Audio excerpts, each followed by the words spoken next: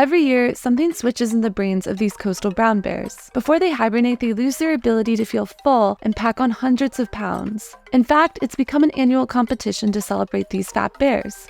This is 747 in summer 2022, and this is 747 in October 2022. In the span of a few months, 747 and other bears like him at remote Katmai National Park are gaining 20 to 40% of their body weight. And for bears, that's a good thing. Fat Bear Week is a celebration of success and resilience in our healthy population of brown bears. It is a week-long March-style madness bracket where the public gets to vote on their favorite fat bear. Katmai has some of the fattest bears in the world because of a strong sockeye salmon population. The salmon run lasts from late June through September, allowing the bears to feast. Sockeye salmon are very nutritious food. They're actually pretty high calorie. One sockeye salmon will contain anywhere between 2,000 to 5,000 calories. Bears on average, they might catch 10 fish per day. If they are consuming the entire fish, they're getting anywhere between 20,000 and 50,000 calories per day. And salmon is a good source of fat for bears looking to pack on the pounds. They're actually going to focus on just the fattiest parts of the fish. So the skin, the brains, the eggs and females, they eat that, they strip the skin, they leave it, and then some other bears or other animals will pick off those carcasses. There is one particular bear, Bear 480 Otis, who was observed on the webcams to consume 45 salmon within a 5-hour period. And bears are catching these fish at Brooks Falls. But why are bears actually fishing? It has something to do with a metabolic process called hyperphagia. Hyperphagia is a general term that basically denotes overeating. The term can be applied to humans. With bears, it means that there is a period of the year right before they go into hibernation in the fall where they are eating just as much as they possibly can in order to try and prepare for hibernation. But bears are mysterious creatures. Researchers still don't really understand why bears enter this state. There's a few hormones that act as what we call satiety factors that tell the body that we're full. A couple of the big ones are a hormone called leptin, and leptin is released by adipose tissue, and that is something that helps tell our body like, hey, we've got enough stored energy, so you don't need to eat anymore, you're full right now. Another one is called ghrelin, that's released by the stomach, and it says, hey, I'm full right now, you should stop eating. So it's their body's not telling them I'm full. So they'll just keep on eating and eating without that feedback telling them to stop. If they are not moving a lot, not working a lot, not using those muscles, then that energy is going to be stored because they don't need to use it right then. And the way that it's generally going to be stored for bears is in adipose tissue. So we're getting a lot of energy that is then being stored as fat as they prepare to go into hibernation so that they can use that through the winter.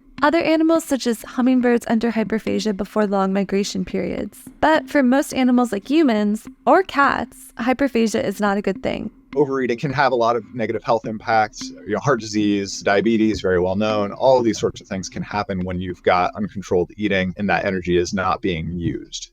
Bears then enter a hibernation period and go into dens at Katmai. What hibernation really is, it's a reduction in the metabolic rate. So the bear is not necessarily asleep. In fact, they still have circadian rhythms where they will be sort of more active during the day, less active at night. So they're still awake throughout this entire period. Heart rate during hibernation, I would think of as being in the 10 to 12 beats per minute. Their metabolism has been slowed down. Their heart rate slows down, their respiration rate slows down. Generally, they're not eating or drinking, urinating or defecating, though there are certainly exceptions to that.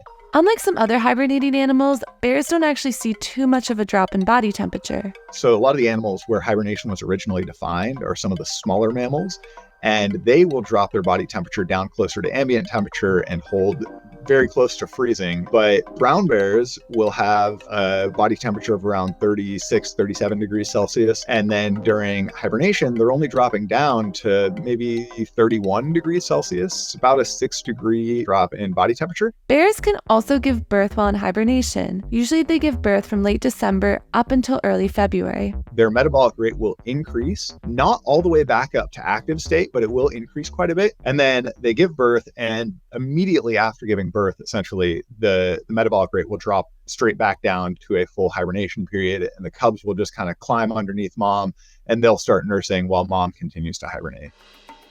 And all that fat that's been stored up helps them to survive a long winter. Bears store all of this fat going in hibernation so that they have energy so that they can survive through the winter. They'll lose between 25 and 40% of their body weight over the winter. That's going to be higher for like females that give birth. They're going to be closer to the 40% range. Some of the really large males tend to be closer to the 25% range. One interesting thing, that fat is not only giving them energy, it's also providing, so the catabolism of fat also provides water. So we mentioned that they're not drinking all winter long. This is one way that their body is able to get a little bit of water. Since they're losing water constantly through respiration and stuff like that, they do need to offset that somehow. And the catabolism of fat actually creates water that they're using as well. Doing any of this type of work on bears can be very challenging. Hibernation is fairly well studied physiological state. Despite that, we still don't really know what triggers hibernation. It's really tough to nail down precisely individual factors, particularly when a lot of times it's not one factor that's triggering it. It's multiple things that are working in concert that might lead to bears changing physiological states like this.